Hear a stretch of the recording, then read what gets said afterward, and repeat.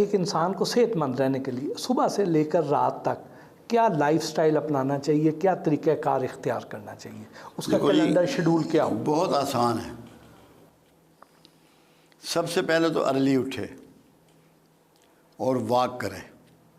میں عبادت کی بات نہیں کر رہا، ہلکا ناشتہ کریں جلدی، ہیوی ناشتہ نہیں کرنا چاہیے، ہونا چاہیے ڈائٹ والا جس میں انرجیٹک ہو، ہیوی، تعداد اس کی کم ہونی چاہیے۔ اس کے بعد اپنا کاروبار پہ جائے، کام پہ جائے۔ دوپہر کو کھانا کھانے کی ضرورت نہیں ہے، ہلکا پھلکا کوئی پھل یا کوئی سبزی کچی، سیلڈ، یہ چیزیں لے۔ شام کو مغرب کے وقت کھانا کھائے تھوڑا، اس کے بعد عشاء تک انتظار کرے، عشاء پڑھے، وہ کھانا وغیرہ اس کا ہضم ہو جائے گا۔ سوئے، گہری نیند سوئے، دائیں کروٹ لے کے سوئے، اور کپڑے سادہ پہنے، روز دانت صاف کرے، اور کوشش کرے کہ پیدل چلے۔ یہ سادے سے نسخے ہیں۔ یہ جو چائے پی رہے ہیں بار بار، بوتلیں پی رہے ہیں، میں نے تو کبھی بوتل کو ہاتھ بھی نہیں لگایا۔ نارمل زندگی گزاریں، پروفٹ کی نقل کریں۔ اللہ کے رسول کے معمولات کا آپ کو علم ہونا چاہیے، معمولات رسول پہ زندگی گزاریں۔ آپ کو ساری بیماریاں منہ سے لگتی ہیں جی۔ اگر منہ کو آپ نے قابو کر لیا دو باتوں میں، بولنے میں قابو کر لیا تو زمانے سے بھی بچ جائیں گے، اللہ کے ہاں بھی بچ جائیں گے۔ کھانے میں قابو کر لیا تو بیماریوں سے بچ جائیں گے، وزن نہ بڑھے، چکنائیاں۔ دیکھو اللہ کے رسول کو دیکھیں، مطالعہ تو کریں ان کی زندگی کا، کہ دودھ پیش کیا جاتا ہے وہ بھی بکری کا، کول میں ہوتا تو آپ کہتے ہیں اس میں اتنا ہی پانی ڈال دو۔ بکری کے دودھ میں، جس میں دنیا میں چکنائی سب سے کم ہے، اور پھر اس کو روٹیٹ کرتے دائیں سے بائیں۔ یعنی کہ اونٹ کا دودھ، بکری کا دودھ انتہائی ہلکا ہوتا ہے، چکنائی والا نہیں ہوتا۔ چکنائی کو آپ ڈسٹریبیوٹ کر دیتے زیادہ لوگوں میں۔ پھر گوشت کا استعمال آپ نے کیا، 3 مہینے بعد کہیں ایک بوٹی کھاتے۔ لوگ تو کہتے ہیں آپ کو دستی کے گوشت کا شوق تھا، مگر یہ نہیں بتاتے کہ کتنے عرصے بعد کھاتے تھے، کیونکہ گوشت چکنائی کا سیدھا حصول ہے نا۔ چکنائی کے آپ کچی بوٹی ہاتھ میں پکڑ لیں تو آپ کا ہاتھ چکنا ہو جاتا ہے، یا نہیں ہوتا؟ جی بالکل ایسے۔ تو گوشت کا استعمال زندگی میں کم کریں، ویجیٹیبل پہ توجہ دیں، اناج پہ نہیں۔ اناج وزن بڑھاتا ہے، ویجیٹیبل انرجی بڑھاتی ہے۔ تو یہ تھوڑا سا کھانے پینے کے طریقے۔ میری کتاب پڑھیں گے آپ کو لطف آ جائے گا ضرور، انشاءاللہ۔ یہ میرے لیے بہت قیمتی تحفہ ہے۔ انشاءاللہ۔ ہر مسلمان جنت میں جانا چاہتا ہے، جائے گا، چاہتا ہے کیا مطلب؟ انشاءاللہ، اور دوزخ سے بچنا چاہتا ہے۔ ہاں، بچ بھی جائے گا، تھوڑی دیر کے لیے جائے تو جائے۔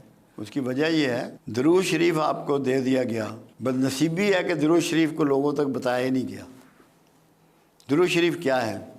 اے اللہ تو اپنے حبیب پہ رحمت فرما، رحمت للعالمین کہتے ہیں نا، اللہم صلی علی سیدنا و مولانا محمد۔ اے اللہ تو اپنے حبیب پہ برکت نازل فرما، اللہم صلی علی محمد کما صلیت علی ابراہیم و علی آل ابراہیم انک حمید مجید، اللہم بارک، برکتیں نا، پہلے ہے رحمتیں، پھر ہیں برکتیں، اور تیسرا ہے ان پہ سلامتی نازل فرما۔ یہ 3 دعائیں ہیں جو اللہ ہر صاحب ایمان سے اپنے رسول کو دلوا رہا ہے۔ کیا رسول آپ کی دعاؤں کے محتاج ہیں؟ آپ کی دعاؤں کی انہیں ضرورت ہے، مگر آپ کے ماں باپ کے ناموں کے ساتھ درود شریف آقا کو پیش کیا جاتا ہے۔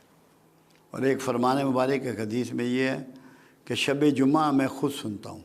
جب محسن کا چلا گیا کہ محسن نے جی 10 دفعہ آپ کو دعا دی ہے، رحمت کی، برکت کی اور سلامتی کی، اب قرآن میں ایک کلیہ ہے، جو تمہیں دعا دے اس کے بدلے میں اس کو ویسی ہی دعا دو یا اس سے بڑھ کے دو۔ واہ واہ واہ واہ واہ۔ ویسی ہی دعا دو یا اس سے بڑھ کے دو۔ جب رسول اللہ پر آپ کی دعا پہنچی، ان پر یہ پابندی آ گئی قرآن کے مطابق، اس کے بدلے میں وہ آپ کو اس سے بہتر دعا دے۔ واہ جی، کمال۔ جس کا دعا گو رسول ہو وہ دوزخ میں جائے گا؟ بالکل بھی نہیں۔ پھر قرآن ایک بات اور کہہ رہا ہے، کیا ہو گیا ان لوگوں کو جو اپنی جانوں پہ ظلم کر بیٹھے؟ کیوں نہیں میرے رسول کے پاس جاتے اور اس سے کہتے کہ ہمارے لیے اللہ سے بخشش مانگ؟ اور وہ تمہارے لیے بخشش مانگتا اور میں بخش دیتا ہوں۔ تو اللہ کے رسول تو ساری رات روتے تھے، کھڑے ہوتے تھے، پیروں پہ ورم ہو جاتا تھا امت کی بخشش کے لیے اور دعاؤں کے لیے۔ کیسے دوزخ میں جائے گا مسلمان؟ مولوی پہ چڑھ گئے، اور تو کوئی نہیں۔ بالکل صحیح۔ پھر اللہ یہ کہہ رہا ہے میں تواب الرحیم ہوں۔ دو چیزیں اللہ نے انوائٹ کی ہیں، درود شریف کے لیے انوائٹ کیا، درود شریف کو ہر حال میں قبول کرتا ہے۔ توبہ کے لیے انوائٹ کیا، توبہ ہر حال میں قبول کرتا ہے۔ ایک دفعہ بھی جس نے توبہ کر لی، بھلے جنازے کی نماز میں ہی کر لی، وہ دوزخ میں نہیں جائے گا۔ واہ واہ، انشاءاللہ انشاءاللہ۔ انشاءاللہ کی بھی ضرورت نہیں، اس کی مرضی اسی طرح ہی ہے۔ عزت، سکون اور اطمینان کیسے حاصل ہو سکتا ہے؟ بانٹنے سے۔ دیکھو ایک اصول ہے، میں یہاں گیند مارتا ہوں دیوار پہ، واپس کدھر آئے گی؟ میرے پاس آئے گی۔ اللہ کا ایک سسٹم ہے، جو دیو گے وہ لوٹ کے واپس آ جائے گا۔ آپ لوگوں کی عزت شروع کریں، آپ کی شروع ہو جائے گی۔ لوگوں کی خدمت شروع کریں، آپ کی ہو جائے گی۔ لوگوں کو سکون دیں، آپ کو مل جائے گا۔ واہ، جو بانٹو گے وہ مل جائے گا۔ جو چاہتے ہو اس کو بانٹنا شروع کر دو، نہ ملے تو میں آپ کا مجرم۔ واہ، جو بھی چاہتے ہو، جو چاہتے ہو، رزق چاہتے ہیں، رزق بانٹ۔ رزق بانٹو، جو بانٹو گے وہ بڑھ کے مل جائے گا۔ کیا عزت بھی رزق کی ایک قسم ہے؟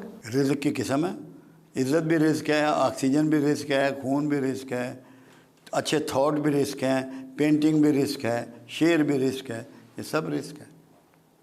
یہ جو میں گفتگو کر رہا ہوں یہ بھی رزق ہے، صرف خون تو نہیں ہے اس میں، یہ کھانے پینے کی چیزیں تو نہیں، وہ تو زندہ رہنے کا سسٹم ہے کھانا پینا۔ تو اصل رزق تو تھاٹس ہیں آپ کے، آپ کی سوچیں ہیں، آپ کے تخیلات ہیں، جو آپ کے ذہن پہ اترتا ہے وہ ہے جو بھی اترتا ہے۔ یہ جو آج کل ہمارے ملک کے جو حالات ہیں اس وقت، اس کی وجہ کیا ہے؟ کیا ہماری غلطیاں تھیں جس کی وجہ سے ہم یہاں تک پہنچے ہیں؟ ہم نے اصل میں نا جو بنیادی غلطی جہاں سے کی وہ دو تھی۔ انگریز جب جا رہا تھا تو جتنے ڈی سی تھے وہ سب انگریز تھے۔ انہوں نے کچھ لوگوں کو جو ان کے خدمت گزار تھے، جو ان کے حاشیہ بردار تھے، جو ان کے خوش آمدی تھے، انہیں کہا کہ تم سب مسلم لیگ میں شامل ہو جاؤ، کیونکہ اسی کی حکومت آنی ہے تاکہ تمہیں حکمرانی میں حصہ ملے۔ تو روز اول سے ہی ٹیلنٹڈ لوگ ہمارے حصے میں نہیں آئے، جو آج تک بھگت رہے ہیں۔ ٹیلنٹ نہیں آگے آیا۔ حل کیا ہے اس کا؟ جی حل اس کا یہ ہے کہ پوری قوم اللہ سے توبہ کرے، اپنی ہیرا پھیری، کیونکہ آپ یہ چاہتے ہیں حکمران ولی اللہ ہو جائے، میرا ردہ تھاں رہے، میں جو حرام زدگی کر رہا ہوں اس کو میں جاری رکھوں، قیامت تک تبدیلی نہیں آئے گی۔ آپ اپنے آپ کو ٹھیک کرنا شروع کر دیں، توبہ کریں۔ دیکھو یونس علیہ السلام کی قوم کو اللہ نے اپنے پیغمبر کے ذریعے کہہ دیا کہ میں ان پہ عذاب نازل کرنے لگا ہوں۔ وہ بوریاں باندھ کے نا سارے سجدے میں پڑ گئے میدان میں آ کے۔ اللہ نے کہا ہوا عذاب ٹال دیا، یہاں تو کہا بھی نہیں ہے، اللہ نے اناؤنس تو نہیں کیا کوئی عذاب اللہ نے۔